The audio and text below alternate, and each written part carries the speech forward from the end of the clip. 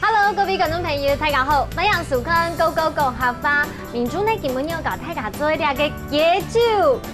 想到雞酒就覺得身體都暖了起來，對不對？沒有錯，以前呢，前番某案逢用的年頭，媽媽呢會殺一隻自己養的放山雞，幫女兒坐月子補一補。到底要怎麼做出有阿美咪西嘅雞酒嘞？就讓明珠教大家嘍。好，現在呢，我要先放麻油跟薑，先去煸香。但是呢，要先教大家一個客家詞，就是麻油。麻油的客家話講法就是麻油，麻油，哇，好香哦！這味道跑出來，薑跟麻油味道融合之後，接下來我就可以把我們的雞腿肉放下去嘍。好，現在炒出香味之後呢，我就要來加米酒下去哦。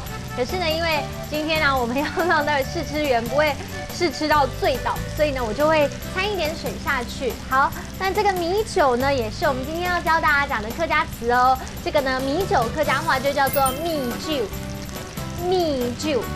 好，要記得嘍。那我們要放下去嘍。順便呢，教大家講一句客家話，就是煮雞酒要用到米酒。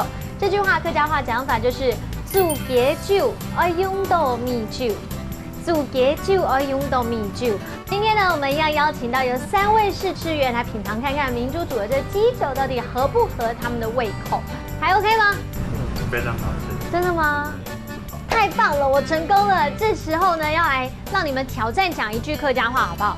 就是呢，煮雞酒要用到米酒，客家話講法就是煮雞酒，煮雞酒要用到米酒，要用到米酒，很厲害哦。講到這個麻油雞或者是雞酒，你會發現就已經醉倒到一半了，因為正統的客家雞酒啊，它是用純酒煮出來的，真的很迷人哦。